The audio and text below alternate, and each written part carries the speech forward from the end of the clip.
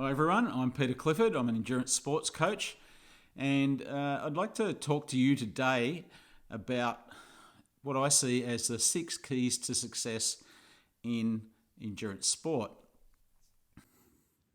Okay, so let's talk about exactly what endurance sport is. Let's define that. There's 3 facets of fitness in endurance sport. There's speed, there's strength, and there's endurance, and there's blends of those too. So we blend speed and we with endurance, and we get speed endurance. We blend strength with endurance, and we get strength endurance.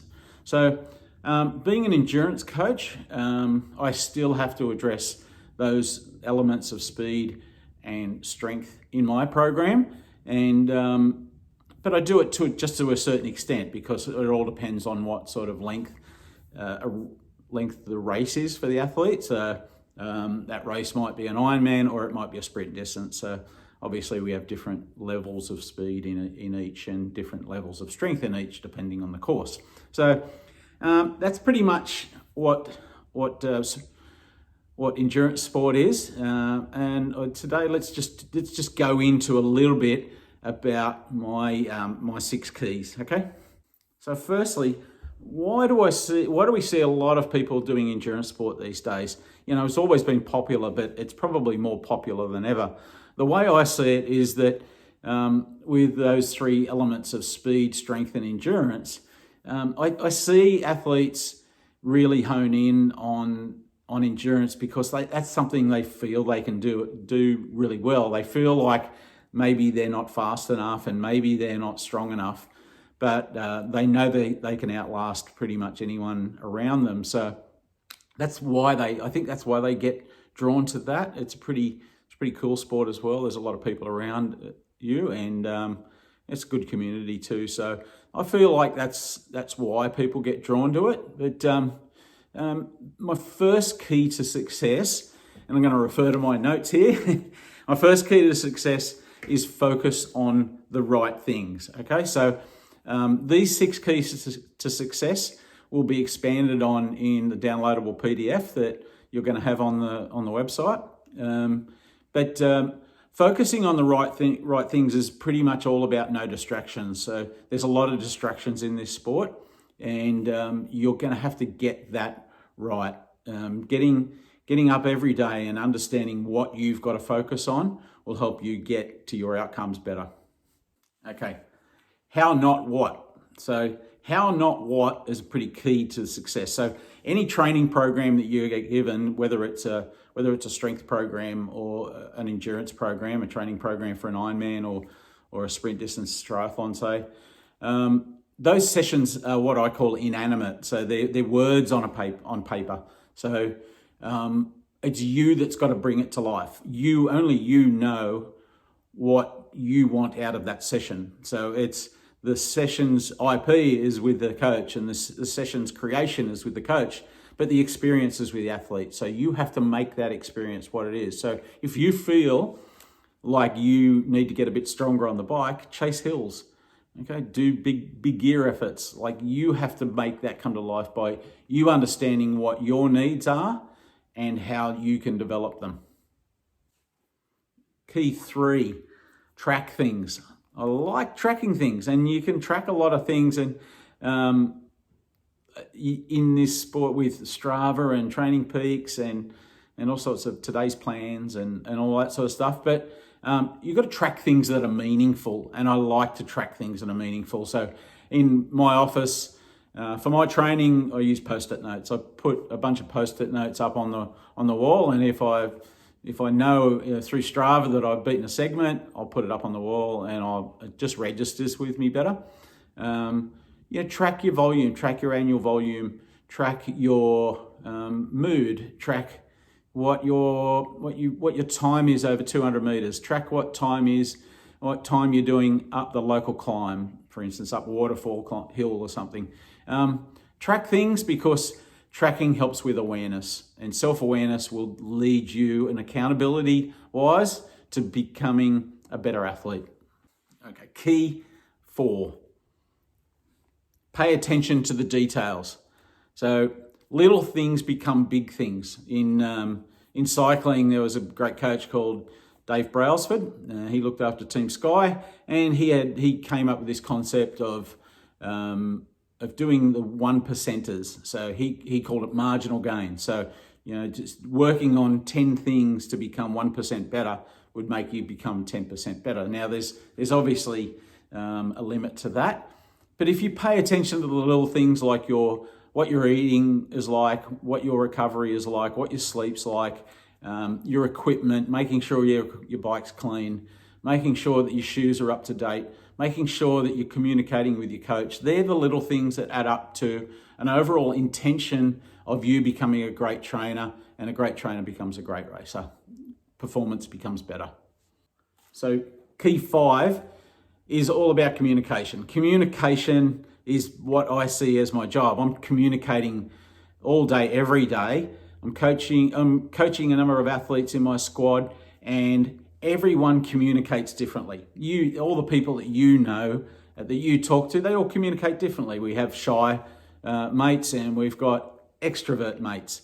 We've got, we might have a dad that's pretty quiet and sits in there and watches footy. That's me. And we've got a mum that really wants to run around looking after the family and is always on top of, messaging and calling her kids. And, so communication's key, and I'm communicating all day. One of the tough things for coaches is that a lot of the time they're communicating, especially in this day and age of online programs, you're communicating into an empty space. So it's very difficult to talk and not get that answer back straight away. So that's tough. So it's really important to keep those communication lines in a circle, to keep the flow going. So you as an athlete, I really implore you to be able to talk with your team. Your team doesn't just finish with your coach. It also includes your boss, and it includes your girlfriend or boyfriend or your wife or your husband. Talk to them. They're involved in your training as well and your life, and tell them what you're up to. Tell them how you feel. And communication is what I call the lifeblood of the communication loop. So you keep that going, and things are going to get better. The final one is what I feel is the most important part of my job, and that's managing load.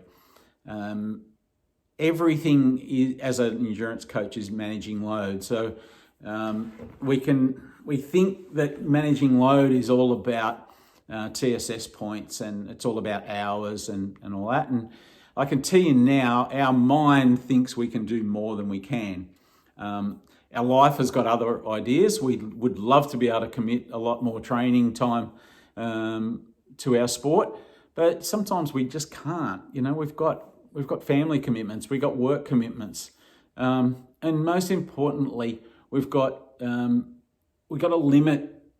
We got limits on ourselves mentally to be able to absorb that. So if you can if you're able to work with your coach, or even if you're self-coached, which a lot of you guys on here will be, being self-coached is about managing load. It's listening to your body and watching what's happening. So if you feel like your mood is slipping and you're getting tired, it's time to knock it back a bit. If you feel like someone around you is saying, why are you going out for that long ride now? We've got to get to our friend's place, or, you never spend time with me on a Sunday morning. Listen to those things. It's really important, because load is about being able to be sustainable.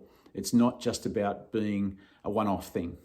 Now, finally, I want to talk about the dangers that you will find. Three dangers I find.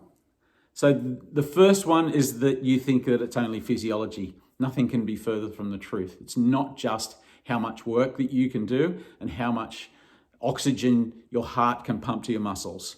If it was that simple, it would be just a matter of who can do the most training and who can push the greater amount of mitochondria into your system.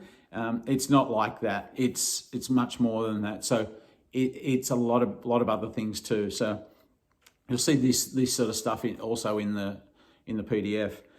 That they can get better quickly. Second point, a lot of people underestimate what they can do in 3 years, but overestimate what they can do in 3 months. So, Don't come into an endurance program thinking you can become an endurance athlete, a successful endurance athlete in 3 months. It's going to take a lot longer than that. You'll get successes, of course, and you will keep growing, but especially in the water, you're going to grow slow. Okay, that's what we're after. We want you to grow slow.